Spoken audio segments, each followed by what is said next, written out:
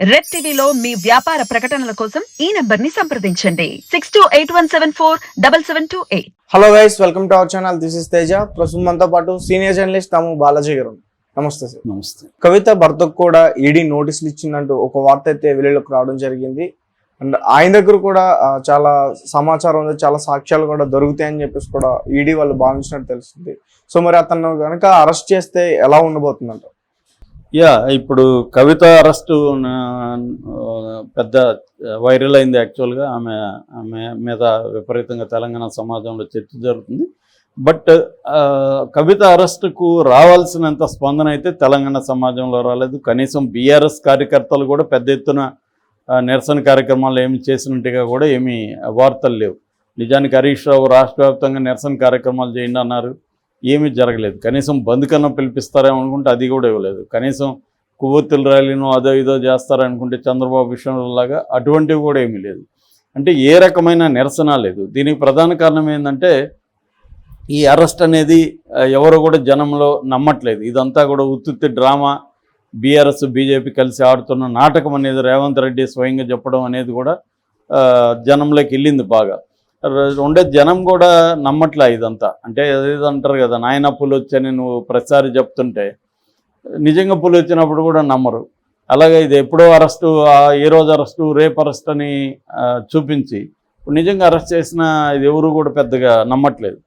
రెండోది, ఒక విమెన్గా ఉండి ఆమె లిక్కర్ దీంట్లో ఇరుక్కోవడం కూడా జనాలకి ఇష్టం లేదు. ఈమెకి ఎందుకు అని నిన్నెవరో అంటున్నారు, ఒక కలిసి నాకు చాలా ఆనందం ఉంది సార్ కవిత అరెస్ట్ అయితే అంటున్నారు. అదేనమ్మా, ఎందుకు ఆనందం నీకంటే?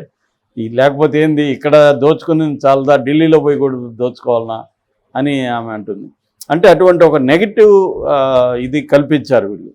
సో ఢిల్లీ ఇక్కడ కాకుండా ఢిల్లీకి పోయి కూడా ఇది చేయాలి, ఇక్కడే బాగా తిన్నారు కదా అందరూ, వేల కోట్లు సంపాదించారు, లక్ష కోట్లు సంపాదించారు, ఇంకా కావాలనా అన్న ఒక ఇది ఏర్పడింది. ఈరోజు కొత్తపల్లిలో రాధాకృష్ణ కూడా ఇదే విషయం రాశారు. ఆశకు అంత ఉండాలి, ఇక్కడ సంపాదించిన చాలకుండా అక్కడికి వెళ్ళారా, ఇదే అంతా ఆయన కూడా రాసుకుంటూ వచ్చాడు.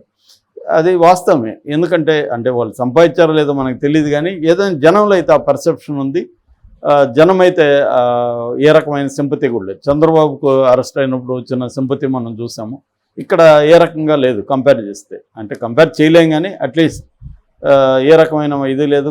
ఇంకోటి ఏంటంటే కేసీఆర్ అసలు మాట్లాడకపోవడం కూడా అందరికీ ఆశ్చర్యంగా ఉంది. రేవంత్ రెడ్డి కూడా దాన్ని కూడా ప్రశ్నించాడు. సో ఏదేమైనా కవిత అరెస్ట్ పట్ల రావాల్సిన స్పందన రాలేదు, సానుభూతి అయితే అసలు లేదు. స్పందన అయినా కనీసం వాళ్ళన్నా చేసి ఉండాలి, ఆర్గనైజ్ చేసి ఉండాలి. ఆర్గనైజ్ కూడా ఎందుకని మరి చేయలేదు. సో అదొక ఆస్పెక్ట్. ఇక రెండవది, కవిత అరెస్ట్తో పాటు ఇంకొంతమంది కూడా అరెస్ట్ అయ్యే అవకాశాలు ఉన్నాయి. నిన్న యాక్చువల్గా ఆమె భానుప్రియ మీనన్ తో గొడవ వేసుకున్నాడు కేటీఆర్. ఆ సందర్భంగా ఆమె అరెస్ట్ ఇమ్మాల్స్ అని కూడా ఆమె ఒక దశలో అనిందని చెప్తున్నారు. అతని మీద బంజారాహిల్స్ పోలీస్ స్టేషన్లో కూడా కేసు పెట్టారు. అదేమన్నా గట్టిగా బిగిస్తే కేటీఆర్ను కూడా అరెస్ట్ చేసే అవకాశం ఉందని కూడా చెప్తున్నారు. సార్ అది అయినా కాకపోయినా ఖచ్చితంగా కవిత భర్త దేవనపల్లి అనిల్ కుమార్ని అరెస్ట్ చేసే అవకాశాలు ఉన్నాయని చెప్తున్నారు. ఎందుకంటే దేవనపల్లి అనిల్కి ఈ కేసుతో సంబంధం ఉందని చెప్తున్నారు. ఎందుకంటే ఫస్ట్ టైము కవిత ఇంట్లో కొంతమంది కలిశారు. శుభేంద్రు అనే ఒక ఆయన, తర్వాత అభిషేక్ బోయినపల్లి, అరుణ్ రామచంద్ర పిల్లై, వీళ్ళంతా సమావేశం అయితే ఆ సమావేశంలో అనిల్ కూడా పార్టిసిపేట్ చేశాడని ఈడీ చెప్తోంది. సో ఇప్పుడు ఈడీ ఏంటంటే ఒక 5 మందికి నోటీసులు ఇచ్చింది. అనిల్కి, తర్వాత కవిత పిఏ రాజేష్కు, కవిత వ్యక్తిగత సిబ్బంది ముగ్గురుకు. వీళ్ళ 5 మంది ఫోన్లు కూడా ఈడీ స్వాధీనం చేసుకొని వెళ్ళింది. ఇప్పుడు వీళ్ళ 5 మందిని రేపు అక్కడికి పిలుస్తుంది. పిలిచి వాళ్ళ సమక్షంలో ఒక్కొక్కరి ఫోన్ అన్లాక్ చేసి మొత్తం డేటా పరిశీలిస్తారు. వాళ్ళ ఎదురుగా రేపు విచారణ జరుపుతారు అంటున్నారు. ఒకవేళ విచారణ జరిపిన తర్వాత దీంట్లో వీళ్ళ రోల్ బయటపడిందని చెప్పి వాళ్ళ 5 మందిని అరెస్ట్ చేసినా కూడా ఆశ్చర్యపడాల్సిన అవసరం అయితే లేదు. ఎందుకంటే ఈ మొత్తం కేసులో ఈడీని ఎక్కువ ఇప్పటివరకు అరెస్టులు చేసింది. దాదాపు 16 మందిని ఈడీ అరెస్టులు చేస్తే సిబిఐ 6 మందిని చేసింది. కాబట్టి ఈడీనే వీళ్ళని కూడా అరెస్ట్ చేసే అవకాశం ఉంది, అనిల్ని కూడా అరెస్ట్ చేసే అవకాశం ఉంది. ఎందుకంటే అనిల్కి చెందిన 8 కంపెనీల్లోనే కవితకి వచ్చిన దాదాపు 190 కోట్ల పైన డబ్బులు దీంట్లో లిక్కర్ కోర్టులో కవిత సంపాదించింది. ఆ డబ్బుల్ని అనిల్ కుమార్ కంపెనీలోనే పెట్టుబడులు పెట్టి దాన్ని వైట్గా మార్చుకోవడానికి ట్రై చేసింది. ఎప్పుడైనా కూడా ఇలాంటివి జరిగినప్పుడు ఏం చేస్తారంటే ఈ డబ్బుల్ని వైట్గా మార్చుకోవడానికి ఎవరెవరు హెల్ప్ చేస్తుంటే వాళ్ళందరూ కూడా దోషుల కిందకే వస్తారు పిఎంఎల్ఏ చట్టం ప్రకారం. సో ఆ రకంగా ఈయన కూడా ఇరుక్కునే ప్రమాదం ఉంది. అయితే చాలామంది అసలు ఈ అనిల్ కుమార్ ఎవరు, కవితని ఎలా పెళ్లి చేసుకున్నాడు, లవ్ మ్యారేజా అది అంతా కూడా అడుగుతున్నారు.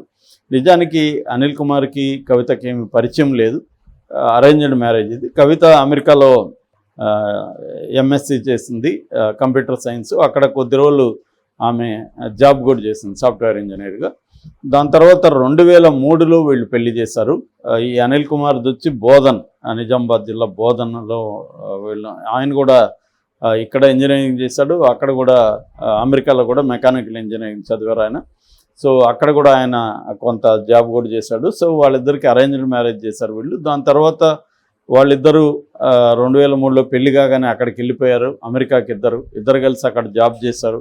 తర్వాత 2005లో వాళ్ళు ఇండియా తిరిగి వచ్చారు. ఇక్కడ మనం ఏదైనా వ్యాపారాలు స్టార్ట్ చేద్దాం అనుకున్నారు. ఆ రకంగా వాళ్ళు వచ్చి కవిత ఏమో ఒక నిర్వాణ అనే బీటీ ప్యారలల్స్ అవి కంపెనీ ఒకటి స్టార్ట్ చేసింది.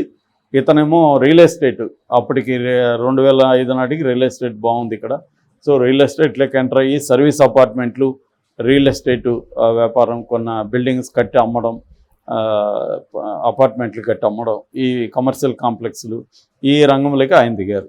దాంతోపాటు వేరే కంపెనీలు కూడా, నెట్ఫ్లిక్స్ అని ఉంది, ఫార్మా ఉంది ఆయనకి, అవతార్ ఇండస్ట్రీస్ ఉంది, నిర్వాణ బ్యూటీ ప్రోడక్ట్స్ ఉంది. ఇలాగ ఒక 8 కంపెనీల వరకు అనిల్ కుమార్కి ఉన్నాయి. ప్రధానమైన రంగం అయితే రియల్ ఎస్టేటు, ఫార్మా, ఈ రెండు చేస్తున్నారు. సో అందువల్ల ఇప్పుడు ఆ డబ్బుల్ని నేను ఇందాక ఒక వీడియోలో చెప్పాను, మనీ లాండరింగ్ అంటేనే ఒక బ్లాక్లో సంపాదించిన దాన్ని వైట్ చేసుకోవడానికి ట్రై చేయడం. సో ఆ ప్రాసెస్లో ఏం చేస్తారంటే ముందుగా ప్లేస్మెంట్ అంటారు, అంటే డబ్బుల్ని సంపాదించడానికి ప్లేస్ చేయడం. రెండోది లేయరింగ్ అంటారు, ఈ డబ్బుల్ని రకరకాలుగా స్ప్రెడ్ చేయడం. దాని తర్వాత ఫైనల్గా ఇంటిగ్రేషన్, డబ్బుల్ని ఒక చోటకి తీసుకురావడం. ఈ 3 ప్రాసెస్లు మనీ లాండరింగ్లో ఉంటాయని పిఎంఎల్ఏ చెబుతుంది. సో ఈ 3 ప్రాసెస్లో కవితకి హెల్ప్ చేసింది ప్రధానంగా అనిల్ కుమారే. అంటే మిగతా కుంభకోణాన్ని అసలు స్టార్ట్ చేసిందే కవిత. అంటే లిక్కర్ పాలసీని మార్చండి, మాకు ఇవ్వండి, మేము మీకు డబ్బులు ఇస్తామని ఒక ప్రపోజల్ ఆయనతో కేజ్రీవాల్తో పెట్టింది. కేజ్రీవాల్ దానికి ఒప్పుకొని మనీష్ సిసోడియా అని ఈమెకు అప్పగించాడు. మనీష్ సిసోడియా విజయ్ నాయర్ లాంటి వాళ్ళని, తన మనుషుల్ని, దినేష్ అరోరా, విజయ్ నాయర్ ఇలాంటి వాళ్ళని ఈమెకు అప్పగించాడు. వాళ్ళ ద్వారా ఈమె తన వైపు నుంచి అభిషేక్ బోయిన్పల్లి, తర్వాత అరుణ్ రామచంద్ర పిల్లల్ని తను దించింది. ఇలాగా వీళ్ళందరూ కలిసి ప్లాన్ చేసి చేశారు. అయితే ఈ క్రమంలో దీనికి అవసరమైన సలహాలు లాంటివి అనిల్ ఇచ్చాడు. ఆ తర్వాత వచ్చిన డబ్బుల్ని అనిల్ తన కంపెనీల్లో రకరకాల పద్ధతుల్లో పెట్టుబడులు పెట్టాడు. రియల్ ఎస్టేట్లో ఎంత బ్లాక్ ఉంటుందో మనకు తెలుసు, ఎందుకంటే రిజిస్ట్రేషన్కి వాల్యూ ఒకటి చూపిస్తారు, రియల్గా అమ్మేది కొనేది వేరే రకంగా ఉంటుంది. అందువల్ల ఆ డబ్బుల్ని తీసుకొచ్చి ఇలా పెట్టి దాన్ని వైట్ చేయడానికి అనిల్ ట్రై చేశాడనేది ప్రధానంగా ఆరోపణ. సో ఈ క్రమంలో ఖచ్చితంగా ఇప్పుడు అనిల్ కంపెనీలన్నిటి మీద కూడా ఈడీ నిఘా పెట్టే అవకాశం ఉంది. ఈడీకి ఇంకొక దీంట్లో ఉండే వెసులుబాటు ఏంటంటే, పిఎంఎల్ఏ చట్టం ఏం చెప్తుందంటే, ఈ పిఎంఎల్ఏ చట్టం కింద మనీ లాండరింగ్లో వచ్చిన డబ్బుల్ని నువ్వు కానీ ఏదైనా ఆస్తుల్లో పెట్టుంటే ఆస్తుల్ని జప్తు చేసే అధికారం ఈడీకి ఉంటుంది అన్నమాట. అందువల్ల అనిల్ ఆస్తుల్ని జప్తు చేయొచ్చు ఈడీ, అనిల్ని కూడా జైలుకి పంపించే అవకాశం కూడా ఉంది. సో ఆ రకంగా చేసినప్పుడు మాత్రం వాళ్ళ 2 కొడుకులు ఉన్నారు వాళ్ళకి, ఆదిత్య, ఆర్య అనే 2 పిల్లలు.